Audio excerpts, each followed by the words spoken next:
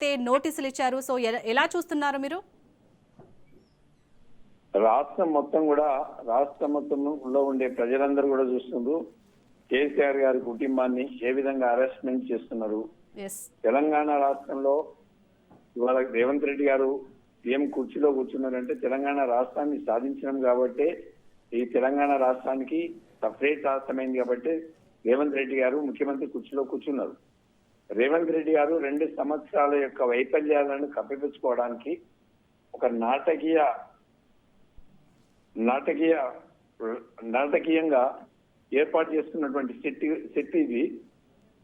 Phone tapping అనేది ఎవరు చేస్తారు? హోమ్ సెక్రటరీ గారు చేస్తారు. సెంట్రల్ హోమ్ సెక్రటరీ పర్మిషన్ ఇస్తేనే చేస్తారు. Central home secretary, state home secretary కలిసి కూర్చొని చేయాల్సింది. అది కేసీఆర్ గారు కానీ, హరీష్ రావు గారు కానీ, కేటీఆర్ కానీ, సంతోష్ రావు గారు కానీ ఇవి ఎవరికి కూడా ఫోన్ ట్యాపింగ్ కి సంబంధం ఉండదు అన్నటువంటి విషయం అందరికి తెలుసు. ఇవాళ ఉన్నటువంటి ప్రభుత్వం కూడా ఇప్పుడున్నటువంటి మంత్రులు ఏమంటున్నారంటే మా ఫోన్లు కూడా ట్యాప్ చేస్తుండ్రు అని చెప్పి రేవంత్ రెడ్డి గారిని అంటున్నారు. అది వాస్తవమేనా? మరి ప్రజలందరూ కూడా ప్రజల్ని మభ్యపెట్టడానికి, తన యొక్క వైఫల్యాన్ని కప్పిపుచ్చుకోవడానికి, తను ఇచ్చినటువంటి హామీలు ప్రజలకు ప్రతిపక్షం వెళ్లకుండా ఉండడానికి వాళ్ళు చేసే ప్రయత్నంలో భాగంగా ఇవాళ సిట్ నోటీస్. ఈ సిట్ నోటీస్ అనేది వాళ్ళ దగ్గర ఎలాంటి ఆధారాలు లేవు. కేసీఆర్ చెప్పినట్టు లేకపోతే కేసీఆర్ సంతకాలు పెట్టినట్టు కేసీఆర్ హోమ్ సెక్రటరీకు అదే గవర్నమెంట్ నుంచి ఈ నంబర్లు ట్యాప్ చేయండి అని ఇచ్చినటువంటి ఆధారాలు ప్రభుత్వం దగ్గర ఎక్కడ లేవు. కనీసం రికార్డింగ్ ఎలాంటిది కూడా లేదు. లేనప్పుడు వాళ్ళ దగ్గర ఎలాంటి ఆధారాలు లేకున్నా ఇలా వాళ్ళ కుటుంబానికి డైలీ టీవీ సీరియల్ లాగా రోజుకొకరికి సిట్ నోటీస్ ఇచ్చి ప్రజల్ని కన్ఫ్యూజ్ చేసే విధంగా, వాళ్ళ వైఫల్యాన్ని కప్పిపుచ్చే విధంగా ప్రయత్నం జరుగుతూ ఉంది. దీన్ని మేము తీవ్రంగా ఖండిస్తున్నాం. ప్రజలకు తెలుసు ఇవాళ రేవంత్ రెడ్డి గారి చిత్తశుద్ధి ఉంటే 10 మంది ఎమ్మెల్యేలు బీఆర్ఎస్ పార్టీకి సంబంధించిన వాళ్ళు ఇలా కాంగ్రెస్ పార్టీ కండువాలు వేసుకుని రేవంత్ రెడ్డి ఇంత వంటగాస్తా ఉన్నారు. వాళ్ళకు దమ్ము ధైర్యం ఉంటే, వాళ్ళ సీము నెత్తులుంటే రాజీనామా చేసి మళ్ళీ ఎలక్షన్లకు వస్తే ప్రజల తీర్పు కోరవచ్చు. ప్రతాప్ గారు, కాంగ్రెస్ కార్యకర్తలైతే ఇటు రాజకీయ కోణంలో చూడకుండా ఈ కేసును ముఖ్యమంత్రి మంత్రుల ఆదేశాలు ఏంది అసలు ఫోన్ ట్యాపింగ్ అనేది జరగదని వారు ఆరోపిస్తున్నారు. కాంగ్రెస్ వాళ్ళైతే ముఖ్యమంత్రికి మంత్రులకు ఎలాంటి సంబంధం ఉండదండి. ముఖ్యమంత్రికి కానీ మంత్రులకు కానీ ఫోన్ ట్యాపింగ్ కి ఎలాంటి వాళ్ళకి చేసే పవర్స్ లేవు.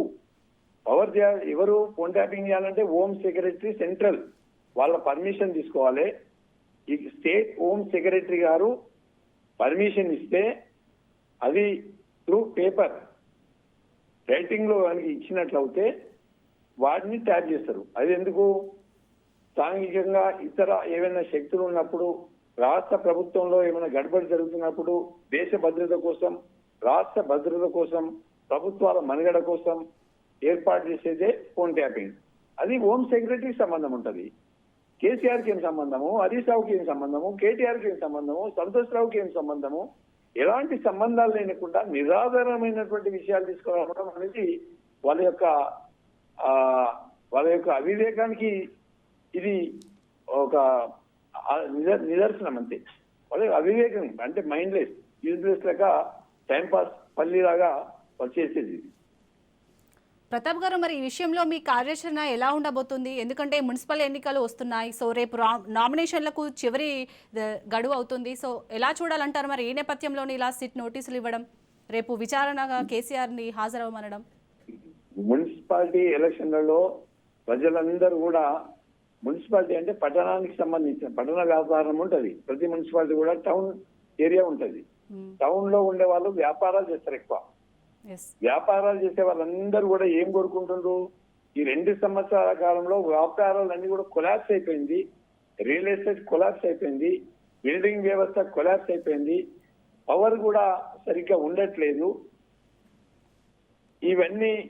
పవర్ సరిగ్గా ఉండట్లేదు. రేవంత్ రెడ్డి గారు ఇచ్చినటువంటి 2000 పెన్షన్ హామీ కానీ ఇవి ఏవి కూడా సరిగ్గా రావట్లేదు.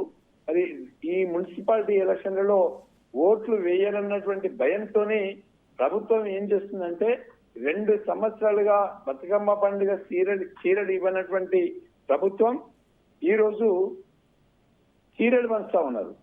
అంటే నాటకీయంగా ఓట్ల లబ్ధి పొందడానికి, మహిళల్ని మభ్య పెట్టడానికి చీరలు మంచి ఓట్లు అడుగుతుంది. ఇంతకంటే దౌర్భాగ్యమైనటువంటి పరిస్థితి ఏమైనా ఉంటుందా?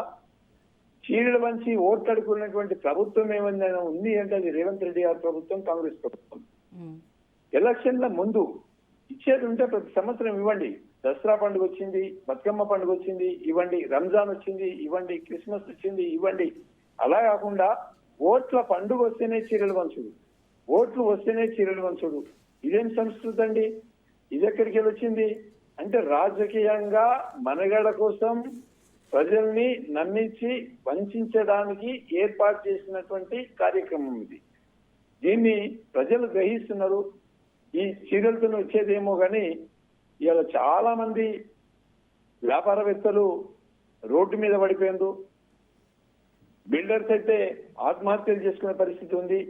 హైడ్రా పెట్టి ఎక్కడ లేని అవినీతి బ్లాక్ మెయిలింగ్ చేసి బిల్డర్స్ ని బెదిరించి టవర్స్ కూలగొట్టమని చెప్పి ఇది FTL లో ఉన్నాయని నోటీసులు పంపించి వేల కోట్ల రూపాయలు దోసుకున్నటువంటి దోపిడీ దొంగ రేవంత్ రెడ్డి కాంగ్రెస్ ప్రభుత్వం.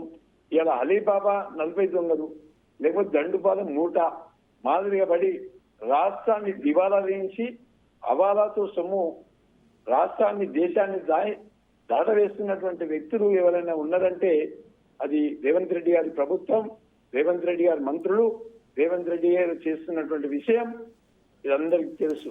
దీన్ని ఏ విధంగా దోసుకోవాలి, ఏ విధంగా దేశం యొక్క ఎల్లలు దాటించాలి, ఆ ఉద్దేశంతో సిట్ నోటీస్ ఇచ్చి ప్రజల యొక్క మూడ్ చేంజ్ చేస్తారు. అంటే సినిమాలు చూపించినట్టు చూపిస్తున్నారు, టీవీ సీరియల్ లాగా చూపిస్తున్నారు. ప్రజలు చాలా విజ్ఞులు, చాలా చైతన్యవంతులు. వాళ్ళు తప్పకుండా ఈ ప్రభుత్వానికి, రేవంత్ రెడ్డి గారికి మున్సిపాలిటీ ఎలక్షన్లలో చైతన్యవంతంగా కళ్ళు తెరిపిస్తారని చెప్పి మేము అనుకుంటున్నాం. తప్పకుండా ప్రజాస్వామ్యబద్ధంగా ప్రజలు ఇచ్చే తీర్పు కట్టుబడాలి. మరి రేవంత్ రెడ్డి గారు ఇచ్చిన హామీలు, చెప్పిన మోసాలు, చెప్పిన జూట హామీలు ఇవన్నీ కూడా ప్రజల్లోకి తీసుకెళ్తాం. తప్పకుండా ఈ ప్రభుత్వాన్ని నిలబెడతాం. ఇట్లాంటి సిట్ నోటీసులు ఎన్ని ఇచ్చినా కూడా తెలంగాణ ప్రజలందరూ కూడా కేసీఆర్ వెంట ఉంటారు, కేసీఆర్ వెంట నిలుస్తారు. తప్పకుండా కార్యాచరణ ఉంటది. మరి ఈ మున్సిపాలిటీ ఎలక్షన్లలో లీడర్స్ ఎవరు కూడా బయటకు రాకుండా ఉండడానికి ఇది అసమర్థంగా, అంటే వాళ్ళ యొక్క ఉనికిని కాపాడుకోవడానికి, వాళ్ళ అసమర్థతను కప్పిపుచ్చుకోవడానికి ఇటు ఎలక్షన్లు పెట్టి అటు నోటీసులు ఇస్తున్నారు. అయినా కూడా తప్పకుండా రోడ్డు మీదకి వచ్చి కార్యాచరణ ఉన్నా లేకున్నా తప్పకుండా ప్రజలందరూ కూడా ఓటు రూపకంగా ఈ ప్రభుత్వానికి తప్పకుండా బుద్ధి చెప్తారని చెప్పి ఈ సందర్భంగా తెలియజేస్తున్నాం. థ్యాంక్ యూ అండి వంటేరు ప్రతాప్ రెడ్డి గారు. Thank you.